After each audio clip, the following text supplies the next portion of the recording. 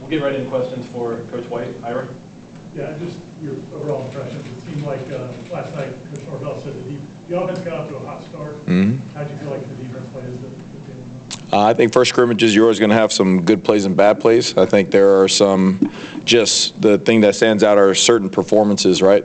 Some guys that you thought may play a little bit better did not, and some guys who you didn't know how they were going to play really performed well. And so the biggest disturbing thing was the penalties. I think we had a couple unsportsmanlike penalties, lined up offsides a couple of times, or misalignments, things like that really bug you. They extend drives. Two of those penalties actually ended up where we stop them, we get the penalty, and then they go on to score. So those are the things that you need to control, which you can. But overall, it was a good night just for them to operate.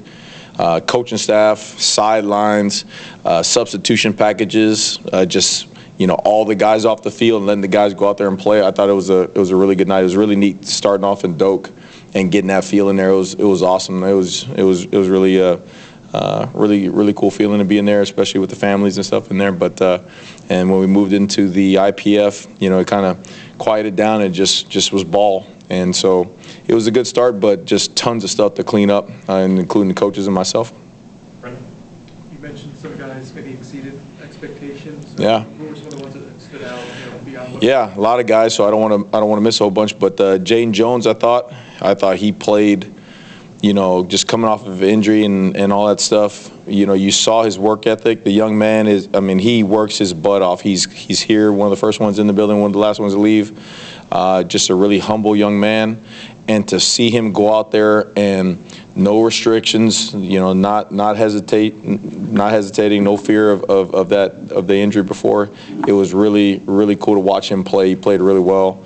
The Twins, those guys are big time ball players. I thought all the linebackers did some really nice things. All of them.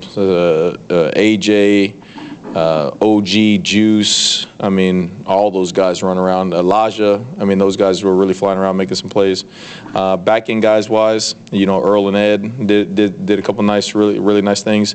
I thought Ashton showed up a little bit. KJ showed up, and it was good to see Charles Lester make some plays out there, some really physical plays. So again, I know I'm missing a ton of guys, but just off the top of my head, those are some of the guys that played well. Yeah.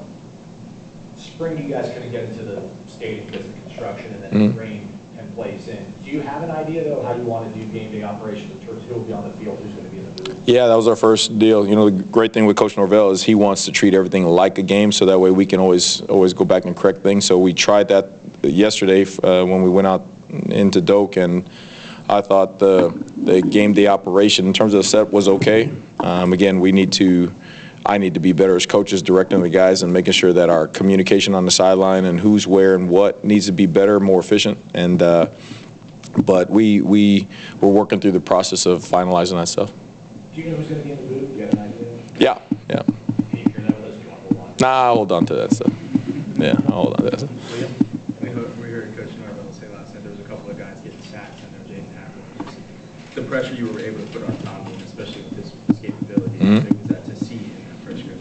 Yeah, we didn't have enough sacks. I know that it's a combination of both coverage and guys getting up in the rush, working the different combinations of rushers. T-Knight was throwing guys in there at different spots and all that stuff. So it's hard. Sperry, all those guys back there. We must have missed 5, 6, 7 sacks, but they're so mobile back there running around. So, which is great training for us because in this league you're going to see a whole bunch of athletic quarterbacks. So we need to be able to contain the rusher, the passer a little bit better. We need to be able to control our rush lanes a little bit better, cover a little bit better. But again, it goes back to those individual performances. You expect James, in passing situations, you expect him to get sacks. Jaden, you kind of knew what kind of guy he was, but to actually go out there on the grass and let him run around, that was fun to watch. Juju,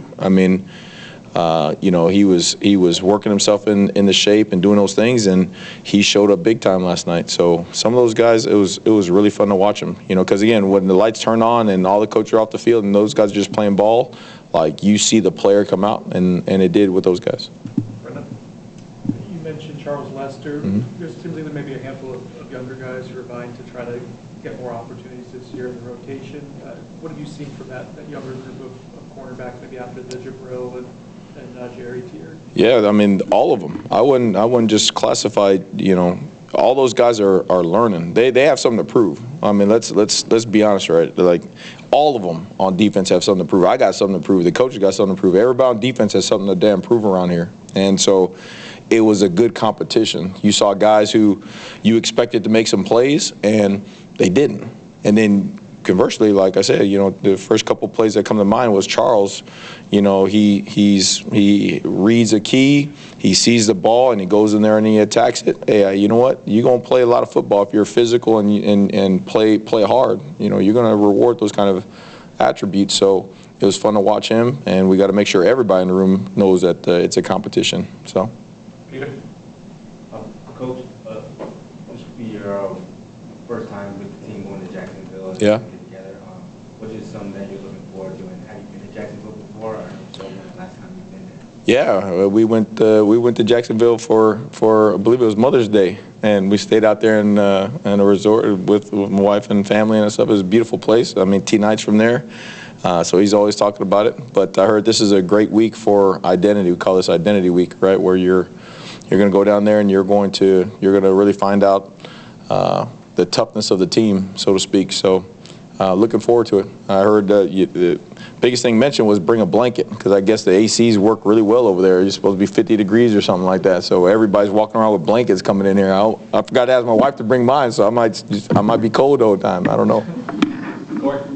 You would go against the offense every day in practice, but if you were coordinating against them for an actual game, what really would concern you?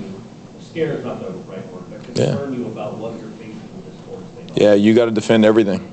I mean, you got to defend everything, and you know, not to give anybody any kind of scouting report stuff, but you really have to defend anything and everything. You know, so it makes you better as a coordinator.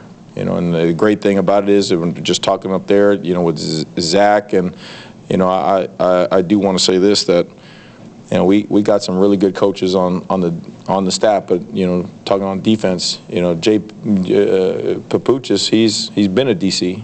You know what I mean? There's another set of eyes in there that, I mean, the wealth of knowledge he has between Kevin McGarry's been a head coach, Zach Arnett's been a head coach, and Papuchis. I mean, we got some brain power in there, so it's fun to listen to guys talk and say how we can figure out stuff and, you know, find solutions to certain things that are really stressing on the defense. So really fortunate to be in a room with those guys and try to coordinate this defense together. Chris? How do you manage preseason in the sense of trying to figure out who fits what role versus having everybody equipped to do all the things that your defense has? I think that's a good question right there. It comes down to the coordination with the coaches and just knowing what we want to do. You know, playing the guys' strengths.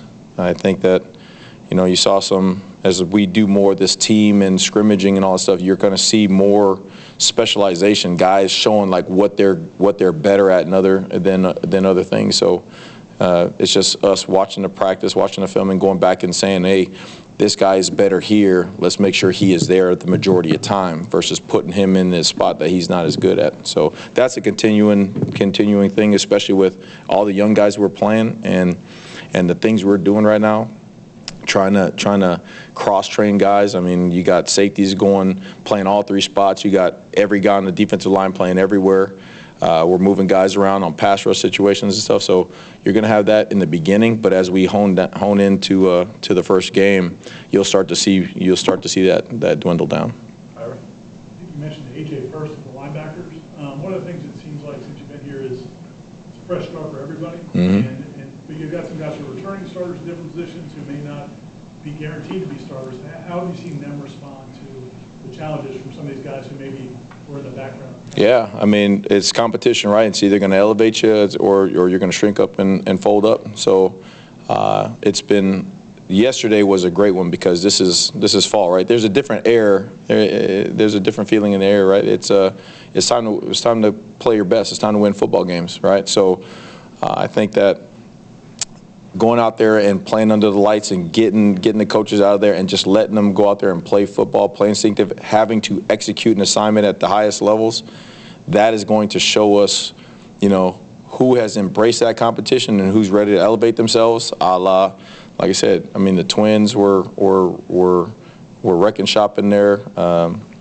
Juju, like I said, Jaden stepped up his game. You know, I mean, the linebackers did a great job. I mean, like I said, Kai Bates did well. You know, you expect Ed and Earl to do. You see guys rise up, and then you see some guys, quite frankly, ain't play good enough. So, and they ain't gonna play a damn down if they do that. So that's the thing that competition brings out in people. So I just, you know, we're gonna let that handle itself, and no matter what the film is gonna show them, like, hey, you either step up or you step out. How do you kind of plan for a guy like Jaden Jones in terms of when he'll be available for you? Mm-hmm. Coach Norvell seemed to say that he's kind of close to being full time. Yeah. Does that change kind of the expectations maybe you had of your defense? Nope. He is. You know what? We had a guy at San Diego State who had a major injury, and very same character. Like, you know, you do anything for the young man, and he showed up, first one in the building, last one to leave, and he rushed himself back, and then he hurt himself again for another year. And I kind of learned my lesson, so to speak. Like, he is one of the first ones in the building, last ones to leave type of guy. He is all in. He is all FSU. He is a great teammate. He is a great young man individual, and those guys have proven that they can play football.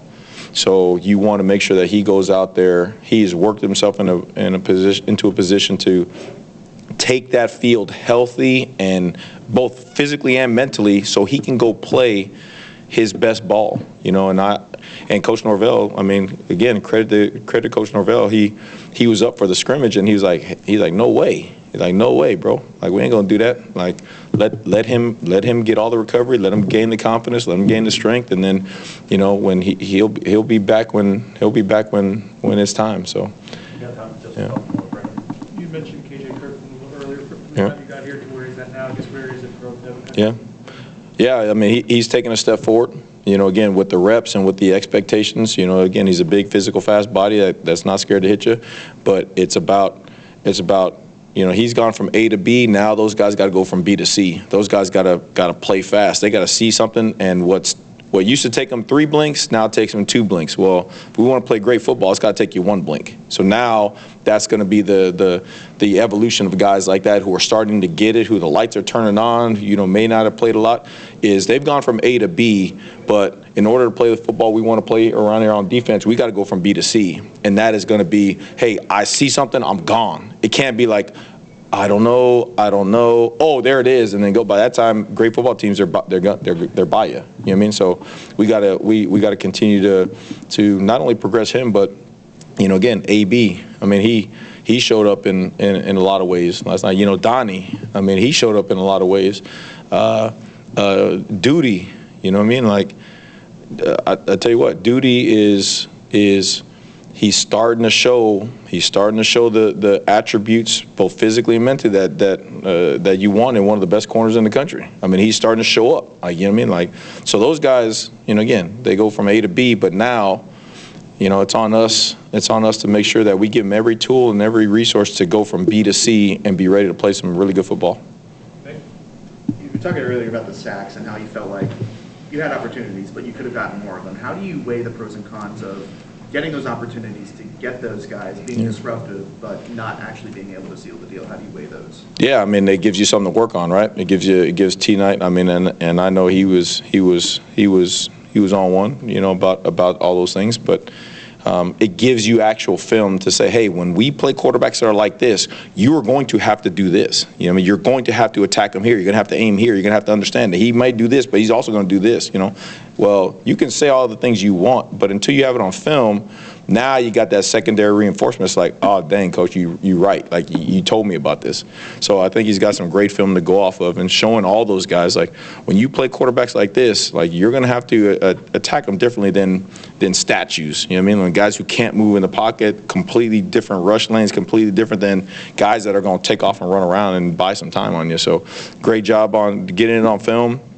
And I trust, you know, he's one of the best defensive line coaches in the country. I trust that he's going to get it done. Peter?